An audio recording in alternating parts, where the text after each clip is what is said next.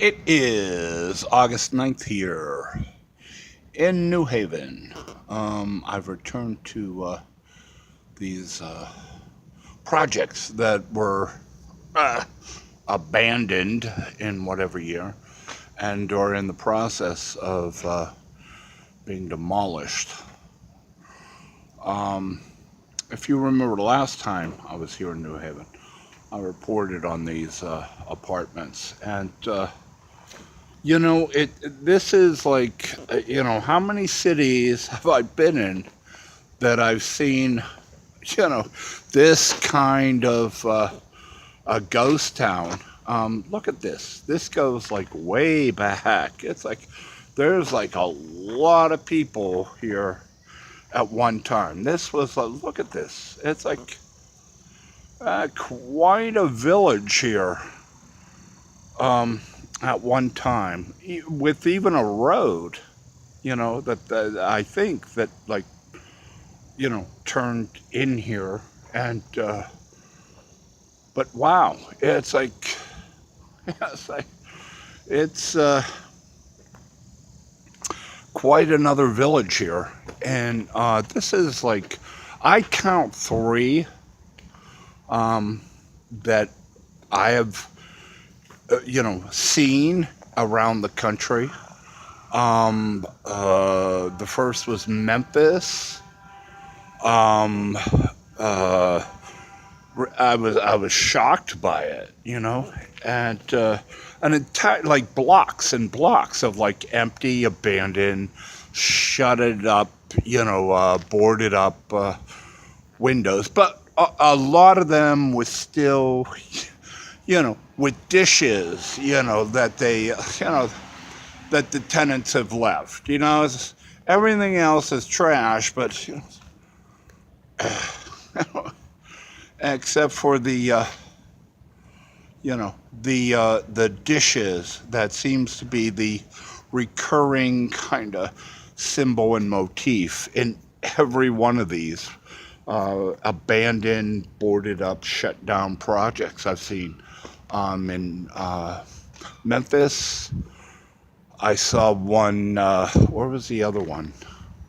Atlanta. I saw one in Atlanta that was shut down right across the street, actually, from the new Atlanta Falcons home, the Mercedes-Benz Stadium, which looks beautiful. And I was there when they were constructing it. But yeah, there's like a big 3 or 4 block, project with, countless buildings, and goes on for miles, and, nothing there really of substance except for, dish satellites. So here I am, anyways, outside of the Union Station in New Haven, and it's a hot August night here on the 9th, and I've been thinking of my childhood recently. For some reason, I've been thinking of my younger days and such, and I remember as a child growing up that every August, The Godfather would be on network television.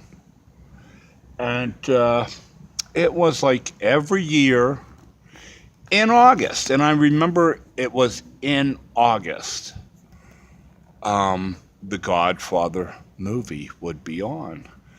And it was like, if any of you remember, The Wizard of Oz, or It's a Wonderful Life, or even Ben-Hur, if you want to go back that far.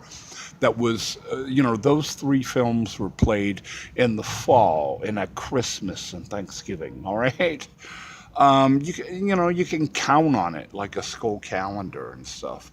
But I remember in the summer, because it was odd, because there was no like perennial holiday movie, in the dead heat of the summer, There were plenty in the cold winter to entertain me, classics.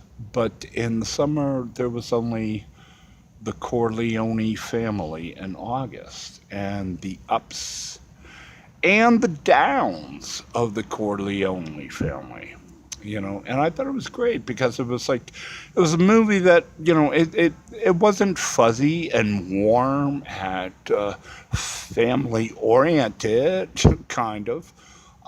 It was, I mean, you had, you learned about the Corleone family, their heritage, their history, their problems, their troubles, and the good side and the bad side of them. So, anyways, I think of that now because I think of what were the families that lived here?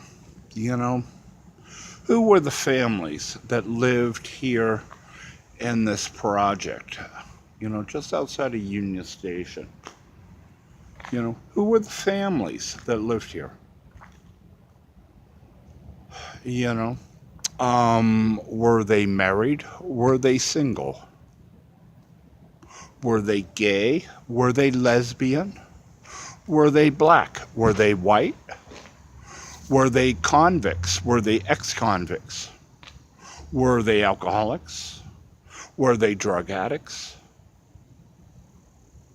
You know,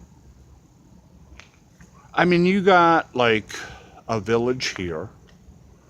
And, as I've learned over the last 4 years, if you have property, if you have housing, if you have a place to go to, if you have a place to relax in and,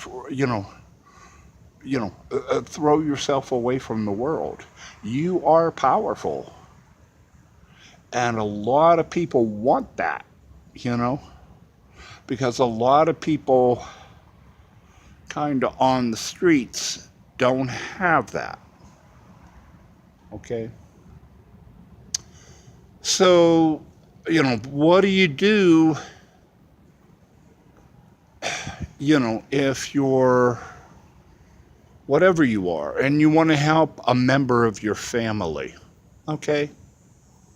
Say I want to help a family member, a gay man, and bring him into my neighborhood and my village. What if I'm a gay woman, if I'm a lesbian, and I want to bring a sister into a home that I value and that I treasure and that I work hard for day after day here in New Haven? What if I'm a black man and want to bring a black man into my apartment? What if I'm a black woman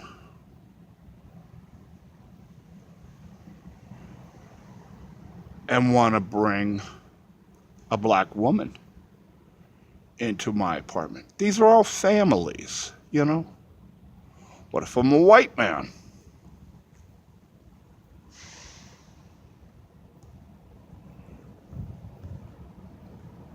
Married, single. I want to bring someone home that does not have a home here in New Haven. These are all kind of connections, they're all kind of families and stuff. So if I'm just throwing out a theory, if everybody leans on their own family, if everybody depends on their own family for love and support and care and kindness, even though it gets nasty at times, what brought this project down? What brought this building down? What brought this village down? If everybody in here is it's like a rainbow, and everybody's doing their own thing and living their lives and taking care of their own familia, you know. And I don't, familia can be your uncle that just lost his job in Ohio, or familia could be like a gay young man who's looking for a place to stay tonight, and you just happen to be that man who has an apartment here in the village and is more than happy to offer him a night on the floor or the couch. What happened to family here? If everybody's taking care of their own, who dropped the ball here? And what was it that caused this place to look like this in countless cities across the country?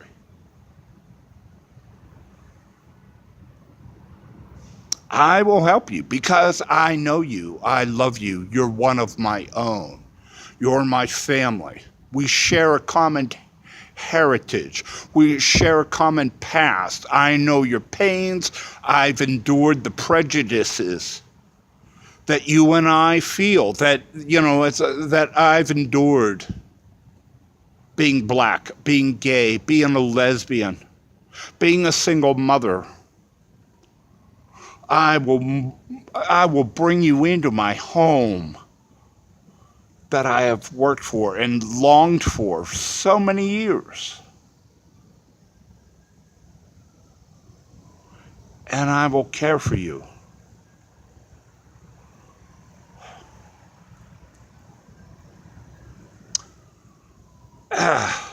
What went wrong?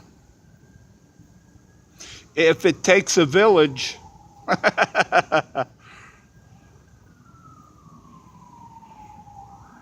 to raise someone,